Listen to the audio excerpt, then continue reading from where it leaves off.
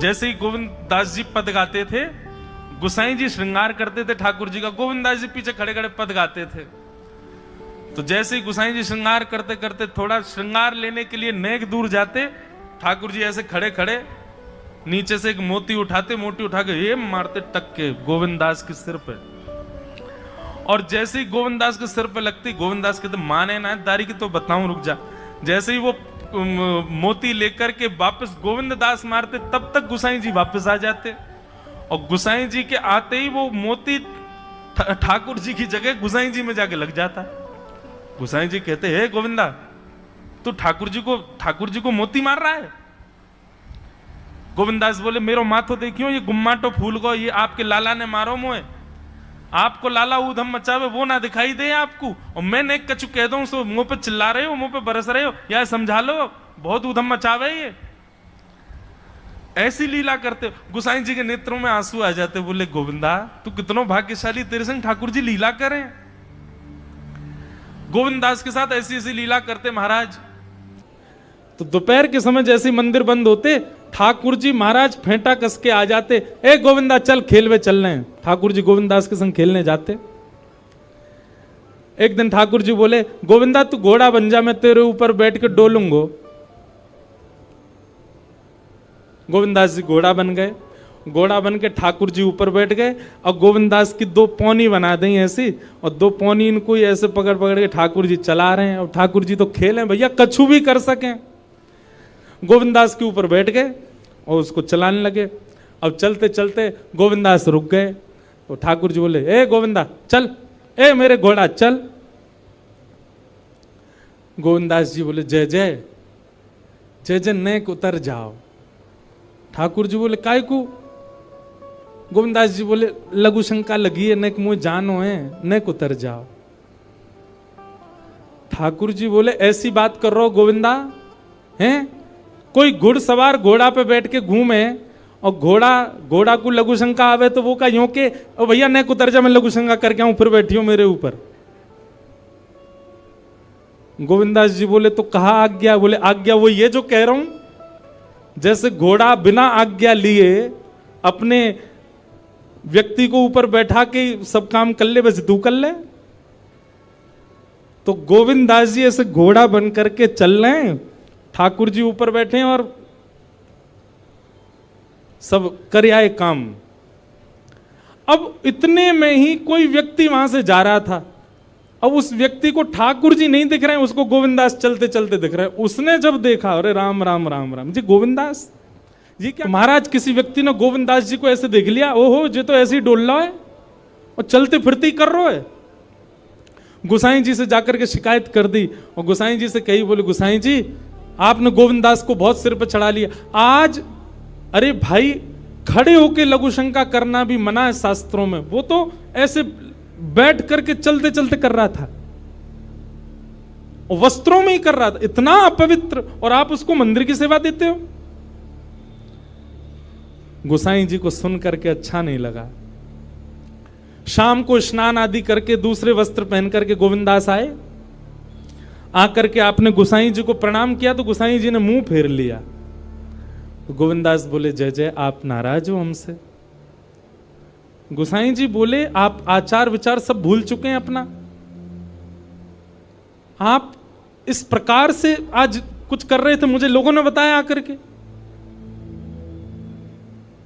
गोविंदास जी बोले आपकी बात है जाए तो मैं बोलूं? बोला हाँ बोलो।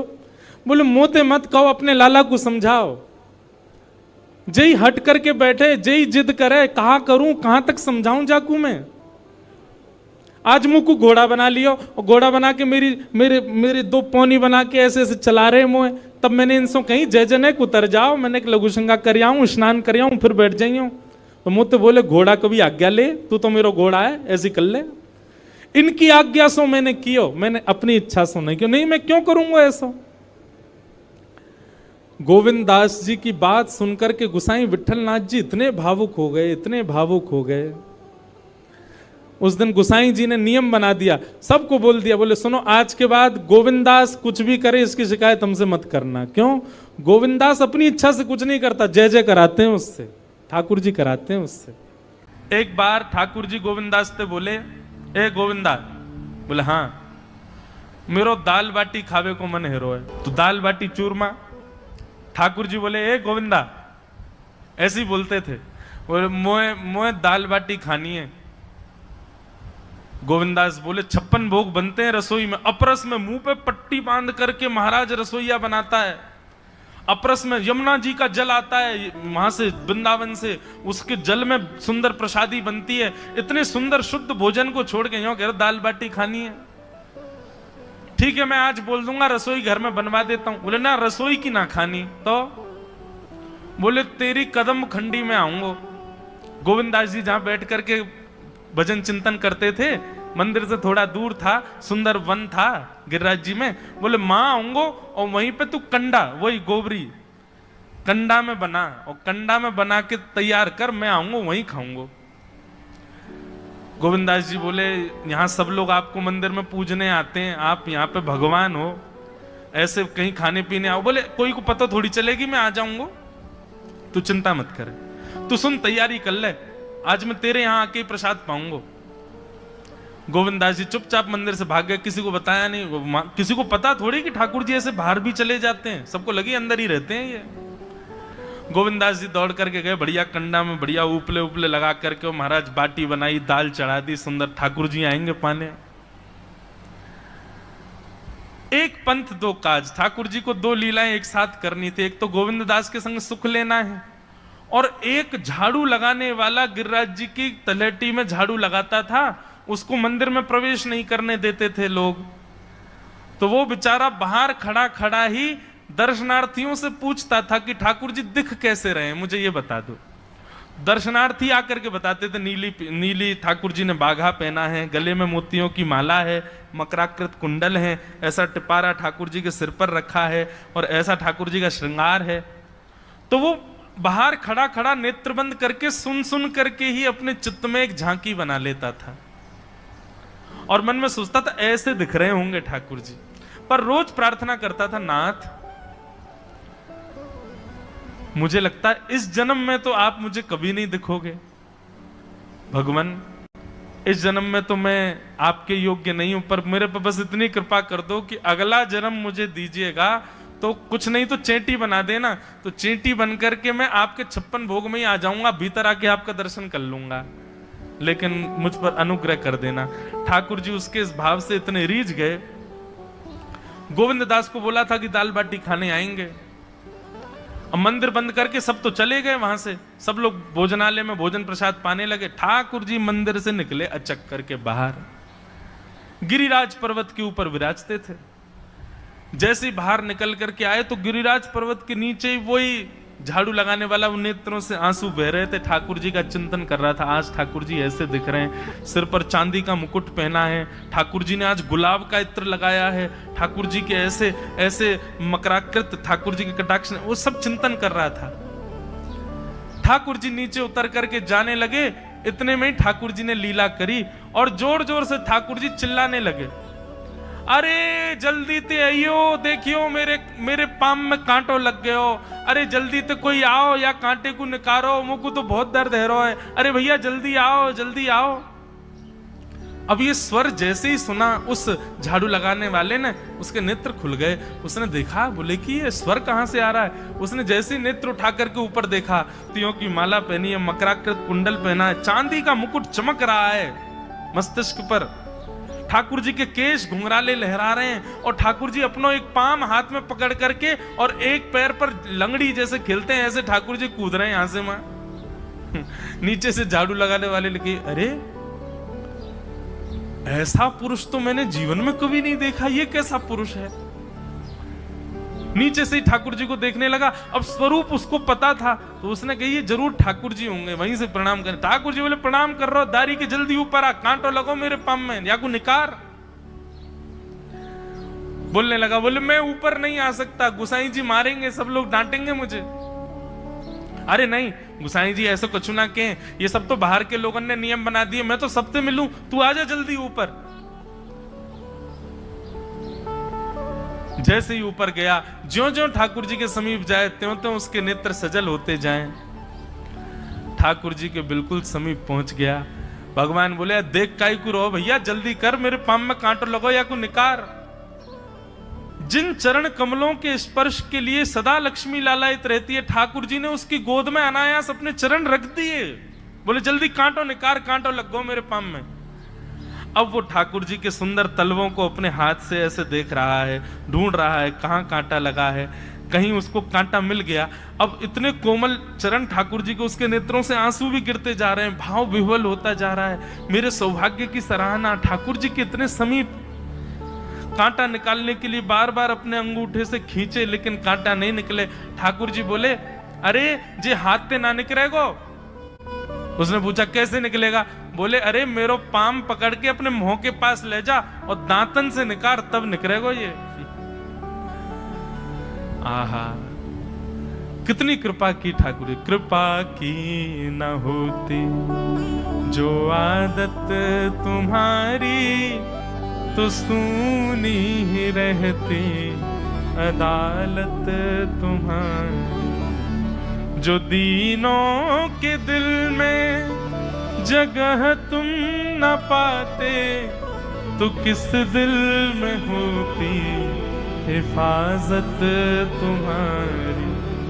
कृपा की न होती जो आदत तुम्हारी, तो सूनी ही रहती अदालत तुम्हारी।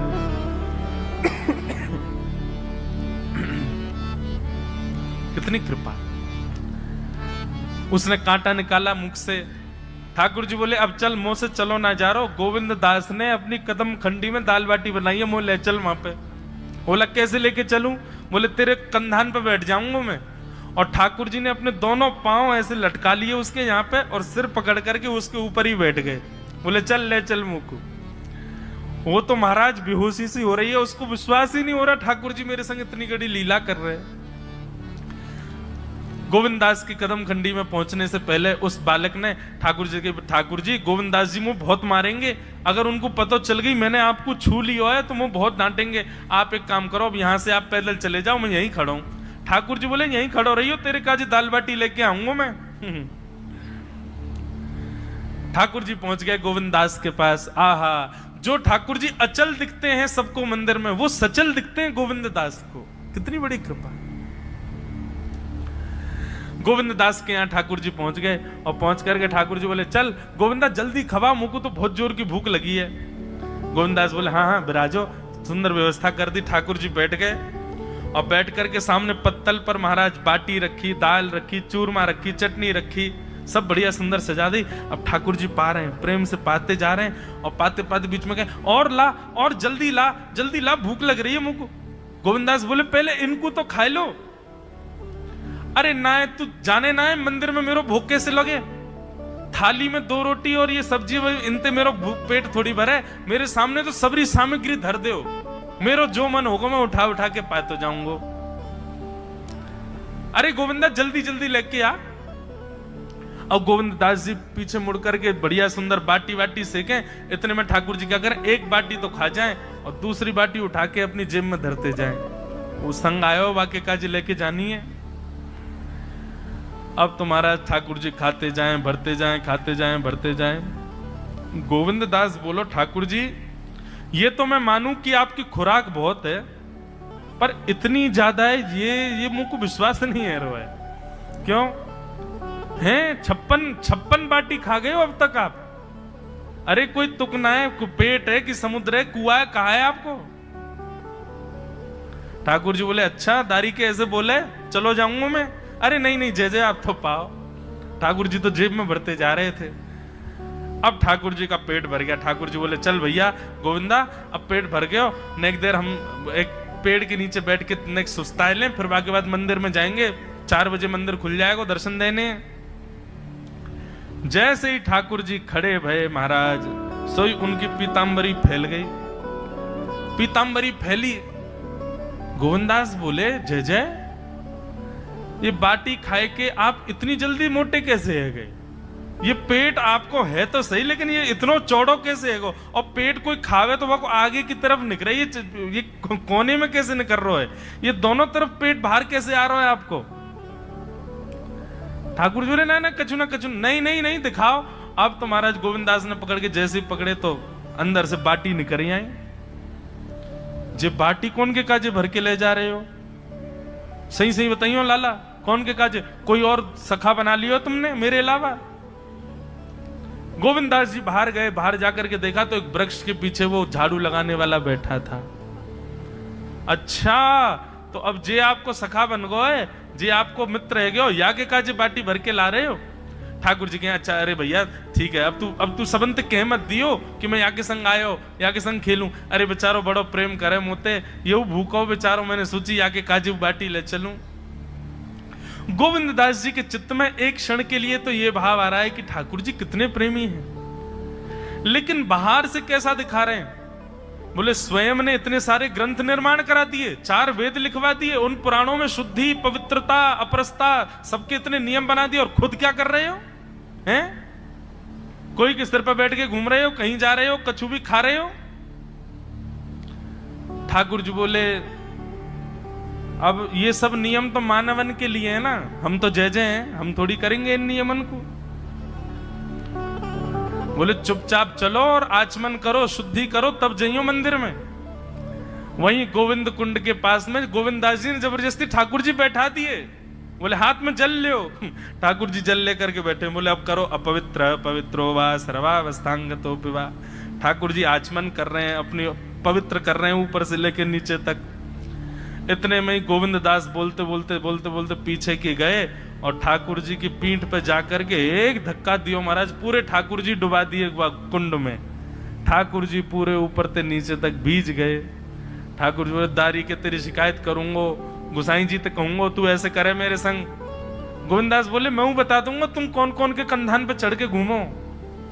आप मंदिर के लिए इतना नियम बना रखो है, नहा के आओ, धो के आओ, हाथ पांव खासा करके आओ, और कुछ अपवित्र वस्तु मत छीलेना, अपरस में रहना, गीला वस्त्र तन पे होना चाहिए। आपकी सेवा के लिए इतने नियम, और खुद क्या कर रहे हो?